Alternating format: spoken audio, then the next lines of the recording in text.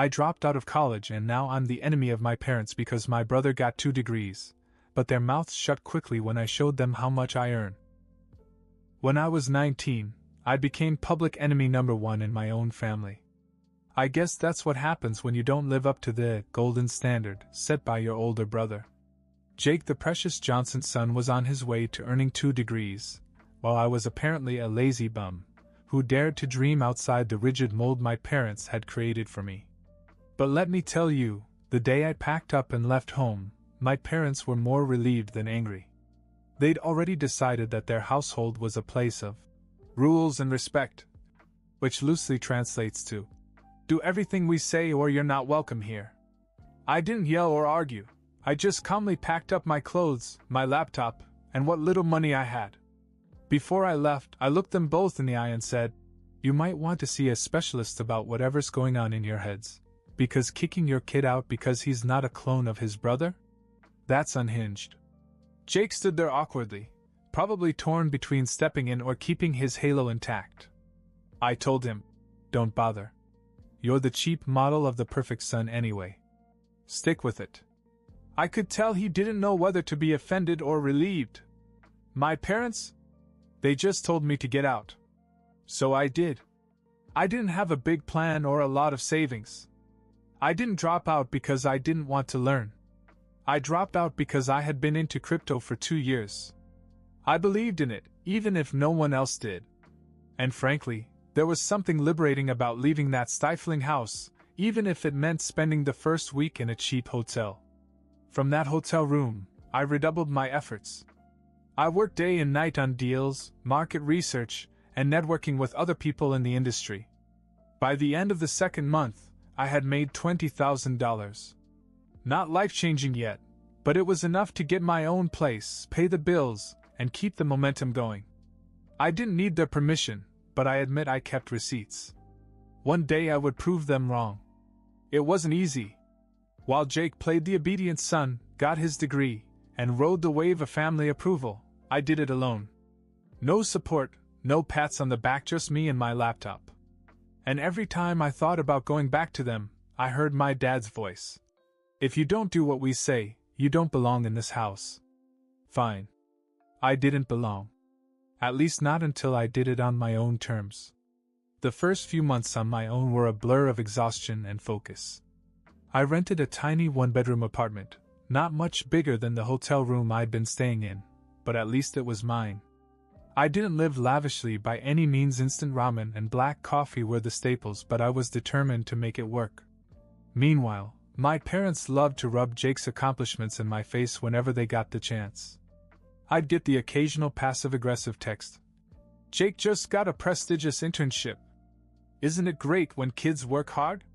Or, "Your brother's professor says he's one of the brightest students they've ever had."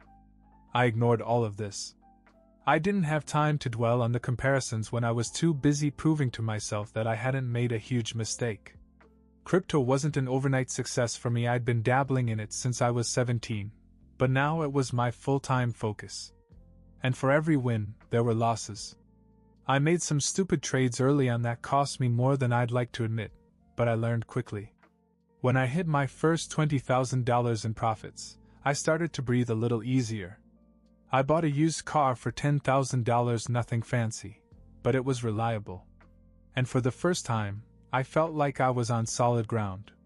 My work was starting to pay off in a bigger way, and I knew it wasn't just luck. It was the result of hours and hours of toiling while everyone else assumed I was throwing my life away. The first time I visited my parents after I left, I could tell they weren't sure what to expect. My dad sat in his usual spot at the head of the table, reading the paper like it was still 1995. My mother was in the kitchen, cooking dinner. Jake was there, too, looking his usual polished self, fresh haircut, pressed shirt, probably ready to remind everyone how he single-handedly kept the Johnson name in good standing. They asked me how I'd been, though I could tell they weren't really interested in the answer. I decided to throw them a curveball. I pulled out my phone and showed them my income over the past few months. It wasn't bragging, it was a silent mic drop. Their mouths literally dropped open. My dad asked, "Wait, this is real?" Jake sat there trying to act unimpressed, but I could see the gears turning in his head. My mom was quick to switch tones, going from dismissive to overly sweet in a matter of seconds. "That's wonderful, honey! We always knew you'd figure it out." "Sure you did." Then came the kicker. My dad leaned back in his chair and said, "Well, now that you're doing so well, maybe you can help us out a little. Your brother's rent is expensive, and it's been hard to keep up." I almost laughed out loud. After all these years of being told I wasn't good enough, now they wanted my help? I looked at Jake, who suddenly looked like he wanted to disappear into his seat. I told them I'd think about it, not because I felt obligated, but because I wanted to prove a point. They'd written me off as the family's failure, but here I was, the so-called loser, now in a position to help them. It wasn't about the money, it was about reminding them that maybe, just maybe, they didn't have it all figured out. I didn't immediately agree to help them. I told them I'd think about it and left it at that. After dinner, I got back in my car, drove home, and couldn't help but laugh. The irony of it all was almost too much to bear. For years they'd looked down on me. Now I was their best chance to get out of a financial mess they'd never even mentioned. The next day, Jake texted me. He almost never reached out unless it was to brag about his latest accomplishment, so I was curious. He wanted to get coffee and talk. I agreed, thinking it would be interesting to hear what he had to say. At the coffee shop, Jake got right to the point. "I need to ask you something," he said, looking genuinely uncomfortable. "Can you help me with the rent?" "Just for a few months." I raised an eyebrow. "Aren't Mom and Dad already covering it?" He hesitated before admitting, "Not exactly. They've been struggling for a while. They didn't want to tell you, but they had to take out a second mortgage a year ago to keep up with my tuition and living expenses." This was news to me. I stared at him, trying to process what he was saying. "So let me get this straight. They've been bending over backwards to support you, even if it means going into debt, while telling me I'm the disappointment?" Jake didn't argue. He just looked down at his coffee, obviously embarrassed. "I didn't know things were that bad until recently," he admitted. I should have been angry, but instead I felt sorry for him. It wasn't his fault that our parents had put him on this ridiculous pedestal.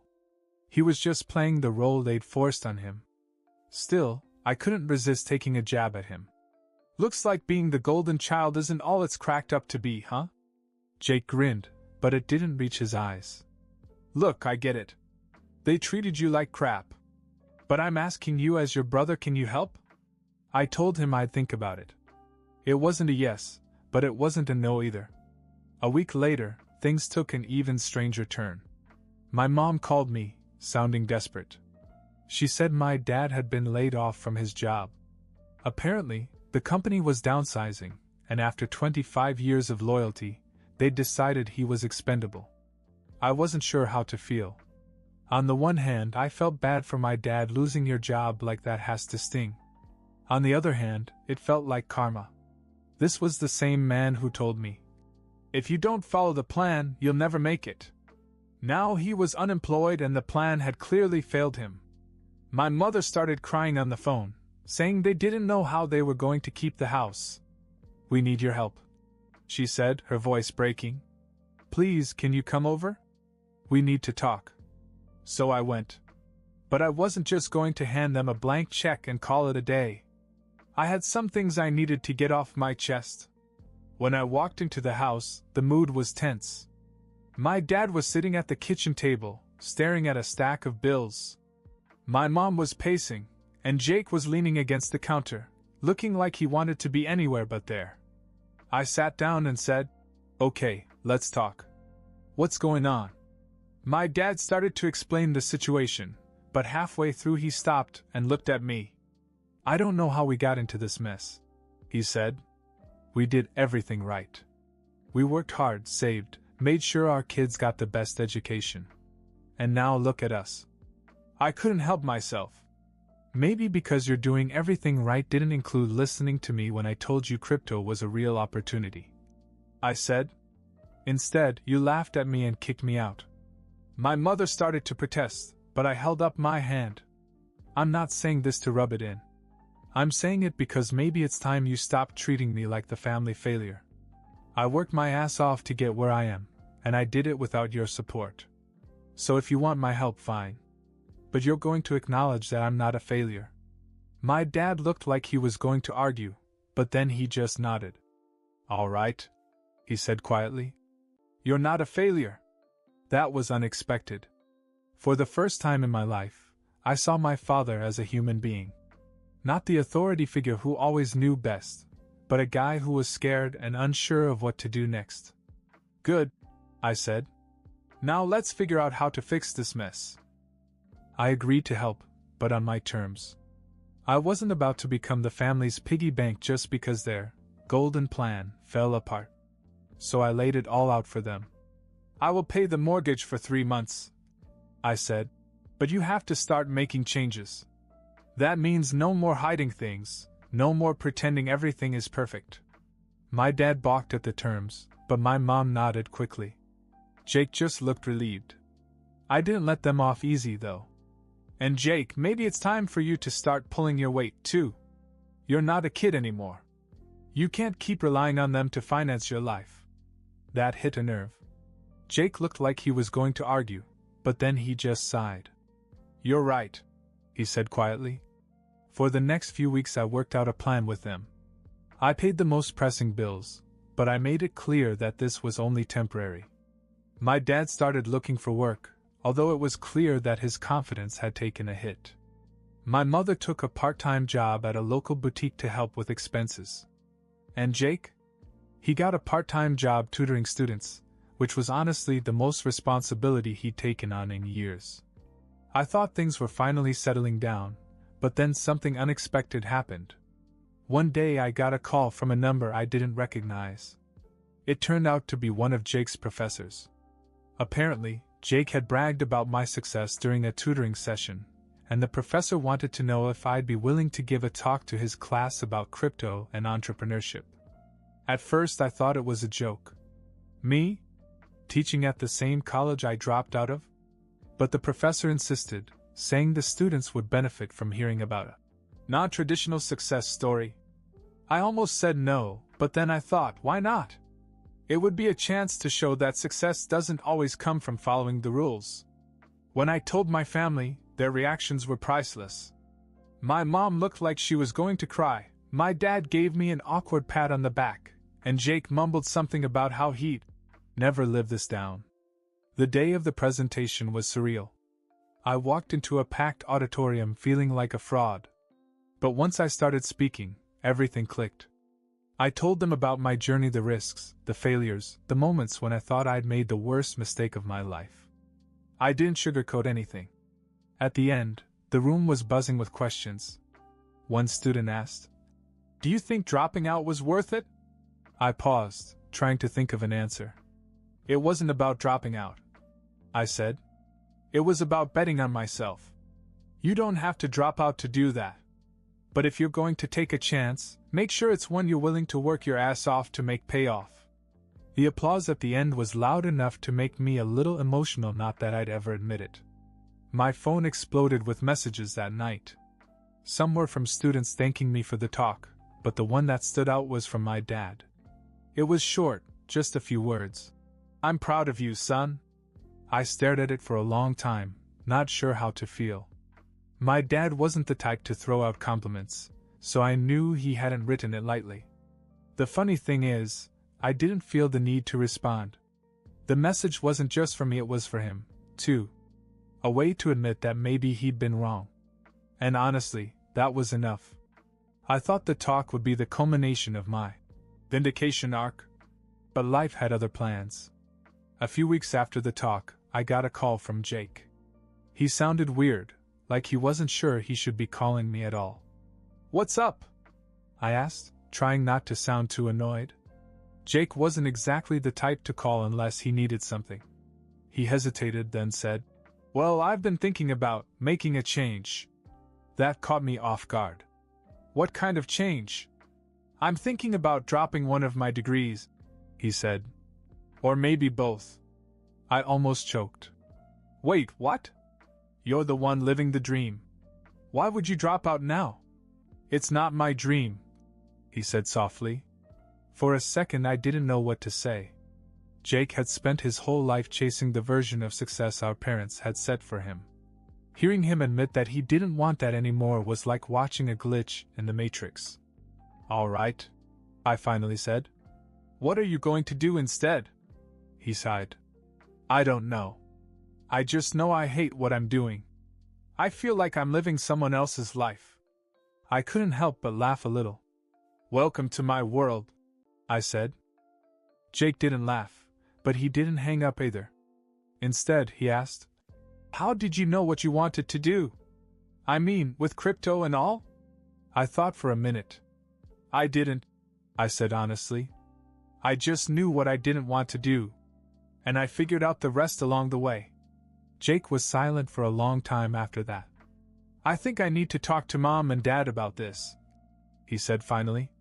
Good luck with that, I said, trying not to sound bitter. They're not exactly open-minded when it comes to life plans. I know, he said. But I can't keep doing this. A week later, I received a frantic phone call from my mother. Apparently, Jake had dropped the bombshell at dinner, and it had not gone well. My dad was furious, my mom was crying, and Jake had stormed out of the house. Can you talk to him? My mother pleaded. He won't return our calls. I debated whether or not to get involved. Jake wasn't a kid anymore. He could take care of himself. But something about the desperation in my mother's voice got to me. I found Jake at a bar near campus, sipping a drink and looking more miserable than I'd ever seen him. Rough night? I asked, sliding onto the stool next to him. You could say that, he muttered. We sat in silence for a while, and then he said, They don't get it. They think I'm throwing it all away. Dad called me ungrateful, said I'm wasting all the sacrifices they made for me. That sounds familiar, I said dryly. Jake actually managed a small smile at that. How did you handle it? I left, I said simply. It wasn't easy, but I knew I couldn't live my life for them. And neither could you. We talked for hours that night, and for the first time I saw a side of Jake I hadn't seen before. He wasn't the perfect son, or the golden child, or the one with all the answers. He was just a guy trying to figure out his life, just like the rest of us. At the end of the night, I told him, whatever you decide to do, just make sure it's what you want. Not what they want, not what I think, but what you really want. Jake nodded, and for the first time in a long time, he looked like he didn't have the weight of the world on his shoulders. The next morning I got a text message from him. Thanks for last night. I think I know what I have to do now. A month after Jake and I talked, things started to turn around.